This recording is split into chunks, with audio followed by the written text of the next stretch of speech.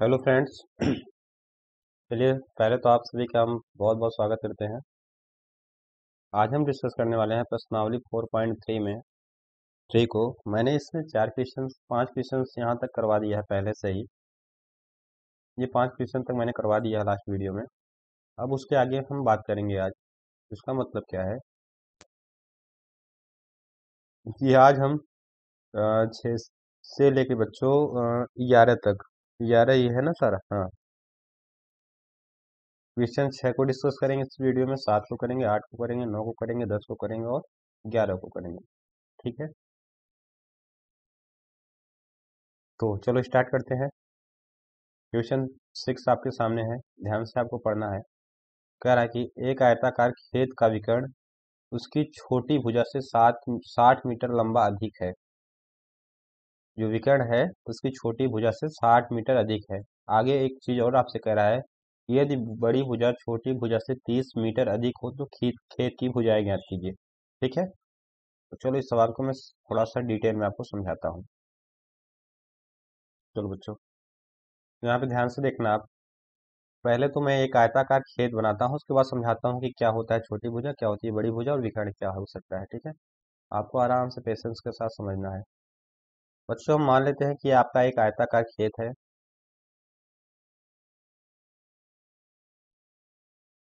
यहाँ पे दिख रहा है बच्चों की छोटी भुजा, मान लेते हैं ये तुम्हारी आपकी छोटी भुजा है। इसको मान लेते हैं हम एक्स। क्या मान लेते हैं? एक्स। और आपको तो पता ही होगा कि जो विकर्ण होता है वो होता क्या है कि सम्मुख शीर्षों को मिलाने से बनता है विकर्ण। तो इसके सम्मुख क्या है? यही तो है ना। तो अगर मैं इन दोनों को मिलाता हूँ तो यही इसका विकर्ण होगा। ठीक है, अब कह रहा है कि जो छोटी भुजा है उससे विकर्ण 30 मीटर अधिक लंबा है। अगर मैं छोटी भुजा को एक्स मानता हूँ तो विकर्ण होगा बच्चों एक्स प्लस 60। क्लियर है? यदि बड़ी भुजा छोटी भुजा से 30 मीटर अधिक हो। देखो, आयत में दो भुजाएं होती हैं, एक लंबाई एक चौड़ाई। यहाँ पे विकर्ण भी दिया गया है तो विकर्ण मैंने लिख लिया। लेकिन वो कह रहा है कि जो बड़ी भुजा है वो छोटी भुजा से 30 मीटर अधिक अधिक है। तो ये वाली साइड कितनी होगी? X plus 30। ये बच्चों आयत है तो ये अगर एक्स है तो सामने वाला भी एक्स होगा। ये एक्स प्लस 30 है तो ये भी क्या होगा बच्चों? एक्स प्लस 30 होगा। क्लियर? यहाँ तक? यहाँ तक कोई भी तकलीफ नहीं है। अब बच्चों, इस सवाल को करने के लिए मैं करता क्या हूँ कि सबसे पहले इसको थोड़ा सा लिख लेता हूँ। जो मैंने यहाँ पे दिखाया उसको लिख लेता हूँ। छोटी भुजा को मैंने एक्स माना तो लिखो, माना छोटी भुजा बराबर एक्स। मीटर एक सेंटीमीटर मीटर। छोटी भुजा बराबर एक्स मीटर। आराम से समझेंगे, ठीक है। अब यहाँ पे अतः बड़ी भुजा क्या हो जाएगा बच्चों? बड़ी भुजा बराबर क्या हो जाएगा? देखो, छोटी भुजा एक्स है और बड़ी भुजा जो है वो छोटी भुजा से 30 मीटर बड़ा है। सिंपल सी बात है, एक्स प्लस 30 होना है तो हो जाएगा एक्स प्लस 30 मीटर। विकर्ण भी हमको पता है बच्चों, क्या है? विकर्ण है ना, विकर्ण। यहाँ पे विकर्ण भी हमको पता है, कितना है बच्चों? X plus 60 metre. अब हमको बच्चों निकालना है। देखो, हमको हमसे पूछ रहा है कि तो खेत की भुजाएं ज्ञात कीजिए। इसका मतलब मुझे एक्स और एक्स प्लस 30 का मान चाहिए। तो अब यहाँ पे मुझको ऐसा कोई, ना तो यहाँ पे दिया है इसका आयत, ना तो मुझे दिया गया है सॉरी, ना तो इसको मुझे दिया गया है परिमाप, ना तो मुझे दिया गया है एरिया। लेकिन अब हमको कुछ ना कुछ तो रिलेशन बनाना है सवाल को हल करने के लिए। कुछ ना कुछ तो करना है ना। तो बच्चों वो रिलेशन अब यहाँ पे आप लोग ध्यान से देखो।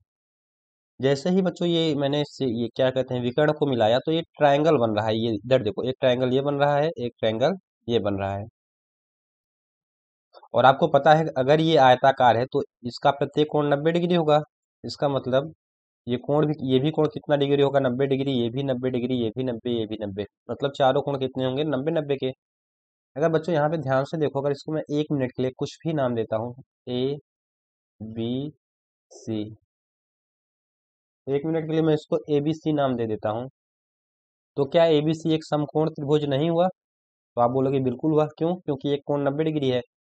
और हमको पता है कि समकोण त्रिभुज में पाइथागोरस प्रमेय लगता है। पाइथागोरस प्रमेय होता क्या है? कर्ण स्क्वायर बराबर लंब स्क्वायर प्लस आधार स्क्वायर, है ना। यहाँ से हमको देखो, ये कर्ण का मान है, सबसे बड़े कोण के सामने की भुजा। ये आपका लंब का मान है, ये आपका आधार का मान है। या फिर इसको भी मान लो, ये भी आपका होगा x+30 आधार, ये होगा एक्स लंब, और ये 90 डिग्री, और ये कितना है x+60। चाहे इस वाले ट्रायंगल में देखो, चाहे इस वाले ट्रायंगल में देखो, ठीक है ना। क्लियर है, कोई तकलीफ? इसको मैं डी मान लेता हूँ, ठीक है ना। तो आपको लिखना है पाइथागोरस प्रमेय से, समझ में आया ना, पाइथागोरस प्रमेय से। पाइथागोरस का प्रमेय क्या कहता है बच्चों, कि जो बड़ी भुजा का वर्ग होगा, बड़ी भुजा क्या है x+60, इसका मतलब जो x+60 का वर्ग होगा, वो किन दोनों के भुजाओं के, मतलब जो छोटी भुजाएं हैं उनके वर्ग के योग के बराबर होगा, यही तो होता है, x² + x+30 का होल स्क्वायर। क्लियर है। अब इसको थोड़ा सा हल कर लेते हैं, तो हो जाएगा बच्चों x² + 60 का स्क्वायर करेंगे, a² + b² + 2 × x × 60 बराबर x² + x² + 30 का स्क्वायर + 2 × x × 30। इसको मैंने थोड़ा सा डिटेल में किया, ठीक है ना। अब इसको सिंपली हमको हल करना है बच्चों, तो मैं इसे यहाँ पे थोड़ा सा चेंज कर देता हूँ, x²। अब यहाँ पे 6 का स्क्वायर होता है 36, लेकिन यहाँ पे डबल जीरो आना है। यहाँ पे 6 दूनी 12, मतलब 120x बराबर 2x² प्लस यहाँ पे 3 का स्क्वायर 9, और यहाँ पे 900 हो जाएगा, यहाँ पे क्या हो जाएगा 60x, ठीक है। इन सबको इधर लाओ, तो ये हो जाएगा 2x² - x² + 900 - 3600 और +60 माइनस 60x है -120x बराबर क्या होगा 0 के। यहाँ पे हो जाएगा x², यहाँ पे -60x, 36 में 9 घटाओगे क्या है बच्चों 2700, -2700 बराबर 0, ठीक है। अब इसको आप फैक्टर करना चाहो फैक्टर कर लो, अदरवाइज विधराचार से निकालते हैं, ठीक है ना। द्विघात सूत्र जो आपने पढ़ा है उससे भी मूल निकाल सकते हैं। लिखो, यहाँ से द्विघात सूत्र निकालने के लिए मुझे ABC चाहिए, तो A बराबर क्या होगा 1, B बराबर क्या होगा -60, और C बराबर क्या होगा -2700। द्विघात सूत्र से, द्विघात सूत्र द्विघात सूत्र से क्या निकालते हैं मूल, -b ± रूट में b², b के स्थान पे है 60, -4, a के स्थान पे 1, c के स्थान पे -2700 बटे में बच्चों क्या होगा 2a। 2a यहाँ पे a का मान भी रख सकते हो यार, a का मान रख दो, यहाँ पे 2 × 1 मतलब 2 ही होगा। इसको बच्चों सिंपली सॉल्व करना है हमको। यहाँ से देखो, ये माइनस से माइनस मिलकर बना देगा प्लस, प्लस माइनस। अब -60 का स्क्वायर करो चाहे +60 का स्क्वायर करो, आएगा मान प्लस में ही। ये 3600, ये माइनस मिलके क्या बना देगा प्लस। यहाँ पे 27 में 4 का गुणा करोगे आएगा 108, डबल जीरो यहाँ पे चिपका देते हैं, ठीक है। बटे में क्या होगा 2। द्विघात सूत्र से हम क्या निकालते हैं बच्चों मूल, तो यहाँ से जो मूल का मान आएगा वो आएगा 60 ± 36 में 108 जोड़ो तो आएगा 144, यहाँ पे डबल जीरो डिवाइड बाई 2। यहाँ से जो मूल का मान आएगा वो 60 ± ध्यान देना 144 12 का होता है, और यहाँ पे डबल जीरो है, इसका मतलब एक जीरो भी निकलेगा, बटे में 2। अब यहाँ पे एक बार प्लस लेंगे तो पहला मूल आएगा, माइनस लेंगे तो दूसरा। यहाँ पे लिखना पॉजिटिव चिन्ह लेने पर,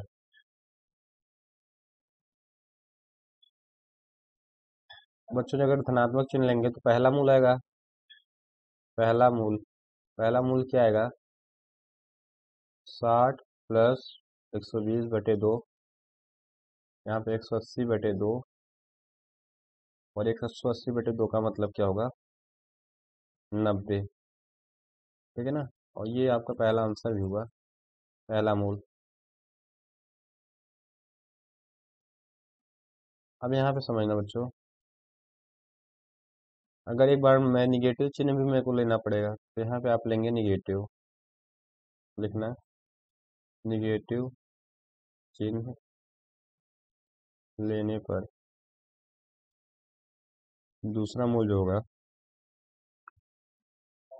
वो होगा 60 - 120/2। इसका मतलब -60/2, इसका मतलब -30, जो कि क्या होगा, अमान्य होगा। क्या होगा, अमान्य होगा। ठीक है। अब ये बताओ, क्या कभी किसी खेत की लंबाई निगेटिव होगी? लंबाई तो कभी ऋणात्मक होती नहीं। इसका मतलब ये आंसर नहीं होगा। आंसर कौन सा होगा, ये। अब मैंने मान क्या रखा था, मैंने माना था कि सबसे छोटी भुजा x है, तो अतः छोटी भुजा बराबर क्या हो जाएगा, भुजा बराबर x बराबर क्या है बच्चों, 30 मीटर। पहला आंसर। आपसे पूछ रहा है बड़ी भुजा भी बताओ, तो बड़ी भुजा मैंने क्या माना था, बड़ी भुजा बराबर मैंने माना था x+30, यही तो था। यहाँ पे लिखना है x का मान है कितना, 90 + 30 बराबर 120। ये आपका हुआ दूसरा आंसर। क्लियर है? किसी बच्चे को यहाँ तक कोई तकलीफ, तो आप बोलोगे बिल्कुल नहीं। ठीक है ना। चलो, अब चलते हैं नेक्स्ट वाले क्वेश्चन पे। समझ में आया ना सबको? चलो बच्चों, क्वेश्चन नंबर 6 था। अब हम डिस्कस करने वाले हैं क्वेश्चन नंबर 7 को। ठीक है ना, ये वाला क्वेश्चन। तो चलो इस क्वेश्चन को ले लेते हैं और लेके इसको चलते हैं जहाँ पे इसको हल करना है। समझ में आना चाहिए बच्चों। आप थोड़ा सा कोशिश किया करो कि पेन कापी लेके बैठा जाए, तो चीज़ें थोड़ा सा आसान होंगी। ठीक है। चलो, कह रहा है कि दो संख्याओं के वर्गों का अंतर 180 है। आगे कह रहा है बच्चों कि यदि छोटी संख्या का वर्ग बड़ी संख्या का 8 गुना हो तो दो संख्याएं ज्ञात करो। अब यहाँ पे मुझको करना पड़ेगा कि दो संख्याओं के वर्गों का अंतर 180 है ना, तो मुझे एक संख्या मान लेंगे मैं x, एक मान लेंगे y, है ना। अच्छा, अंतर का मतलब एक चीज़ ध्यान देना, कभी भी बच्चों अगर अंतर शब्द मिला आपको ना, कहाँ गया ये, अंतर का मतलब होता है घटाना। ये तो ठीक है, लेकिन हमेशा बड़े में छोटा घटाएंगे। मैं बात कहता हूँ कि 2 और 3 में कितने का अंतर, तो एक का है कितना, एक आता कैसे है, 3 में 2 घटाने पे। कभी भी अंतर का मतलब आएगा तो बड़े में से छोटा घटाएंगे। ठीक है। तो बच्चों, एक तो तरीका इसको समझो करने का क्या है, यहाँ पे मेरे को दो इक्वेशन बनानी पड़ेंगी। साथ ही साथ दूसरे इक्वेशन से पहले इक्वेशन में वैल्यू पुट करनी पड़ेगी। मैं समझाता हूँ कैसे। अब यहाँ पे दो संख्या है, अंतर का मतलब बड़ी में छोटी घटाएंगे, तो मैं मान लेता हूँ कि बड़ी संख्या x है। ठीक है ना। लिखना, माना बड़ी संख्या बराबर x,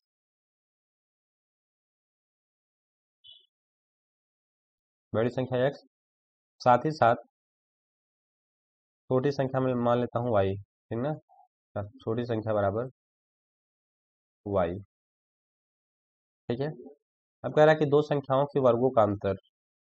अब ये बताओ, अगर मैं कहता हूँ कि दो संख्याएं, एक 2 है एक 5, अगर 5 2 से बड़ा है, इसका मतलब 5 का स्क्वायर भी 2 से बड़ा होगा। इसका मतलब प्रश्नानुसार अकॉर्डिंग टू क्वेश्चन वो कह क्या रहा है बच्चों कि बड़ी संख्या क्या है x, तो हो जाएगा x²। छोटी संख्या क्या है y, तो y का स्क्वायर। कह रहा है इन दोनों का जो अंतर है ना, वो 180 है। और इसको हम बना लेते हैं बच्चों समीकरण 1। कोई तकलीफ, आप बोलोगे बिल्कुल भी नहीं है। आगे समझना। कह रहा है कि छोटी संख्या का वर्ग बड़ी संख्या का 8 गुना है। अब यहाँ पे पहले छोटी संख्या क्या है, y, और बड़ी संख्या क्या है, x। कह रहा है कि छोटी संख्या का वर्ग बड़ी संख्या का मतलब बड़ी संख्या का कितना है, 8 गुना। इसका मतलब बड़ी संख्या में अगर 8 का गुणा कर दें तो छोटी संख्या के वर्ग के बराबर हो जाएगा। और इसको हम बनाएंगे बच्चों समीकरण 2। ठीक है। अब यहाँ से y² का मान उठा के यहाँ पे रख देंगे, रख सकते हैं ना, तो सारा इक्वेशन x में आ जाएगा। तो लिखना y² का मान समीकरण 1 में रखने पर, समीकरण 1 में रखने पर। अब यहाँ से बच्चों y² का मान अगर हमको समीकरण 1 में रखना है, तो देखो ये x² माइनस y² के स्थान पे क्या रखना है, 8x। यहाँ पे y² है, यहाँ पे हम रख देंगे 8x बराबर 180। अब हमको करना क्या है, सिंपली इसको सॉल्व करना है। तो x², यहाँ पे स्क्वायर है, कभी कभी हो जाता है पेन ऐसे मुड़ जाता है, -8x माइनस का 180 बराबर क्या होगा, 0। तो यहाँ पे 180 को ऐसे दो पार्ट में तोड़ो कि घटाने पे 10 है, तो 18 धम्मा होता है 180, और 18 में 10 घटाने पे आता है 8। इसका मतलब x² -18x plus 10x minus 180 बराबर 0।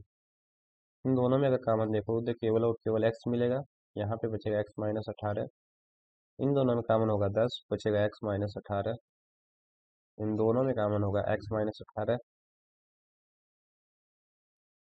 बचेगा x प्लस 10।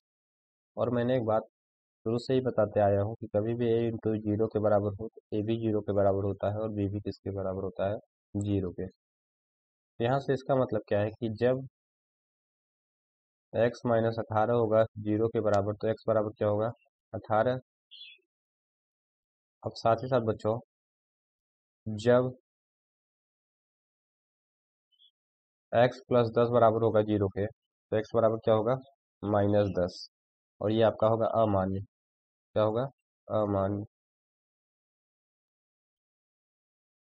या फिर इसको कर तू, संख्याएं है ना तो गुणा करने पे तो हो सकता है। चलो मैं समझाता हूँ कि सवाल का आंसर क्या होगा, एकदम ऊपर लेके चलता हूँ आपको। मैंने क्या कहा था बच्चों कि बड़ी छोटी संख्या x, बड़ी संख्या x है ना। तो बड़ी संख्या का मान तो मैंने निकाल लिया 18। इसका मतलब ये तो पता चल गया कि बड़ी संख्या क्या है, 18। यहाँ तक क्लियर है। यदि मुझे y का मान चाहिए तो मैं समीकरण 2 में x का मान रख दूँ तो y का मान मिल जाएगा, है ना। तो यहाँ पे चलो रख देते हैं, लिखना x का मान समीकरण 2 में रखने पर, समीकरण 2 में रखने पर यहाँ पे देखो बच्चों वाई स्क्वायर बराबर था 8x। अब यहाँ से निकाल लेते हैं वाई स्क्वायर बराबर 8, x का मान निकाला है 18। अब यहाँ पे बच्चों अगर मैं ये लेता निगेटिव x का मान तो ये हो जाता माइनस का 80। और कोई भी नंबर माइनस में आ गया, यहाँ पे स्क्वायर है तो स्क्वायर रूट लगना ही था, तो वो संख्या बच्चों हो जाएगी काल्पनिक। इसलिए आपका ये है अमान्य। समझ में आया ना बात। अब यहाँ पे वाई स्क्वायर बराबर क्या होगा, 144। अब यहाँ से वाई का मान अगर निकालना चाहोगे तो आएगा स्क्वायर रूट 144। स्क्वायर रूट 144 का मतलब क्या होगा, 12, है ना। यही दोनों आपका आंसर होगा बच्चों। बड़ी संख्या जो थी वो 18 थी और छोटी संख्या जो थी वो 12 थी। क्लियर है, आसान था ना। हाँ, चलो चलते हैं अगले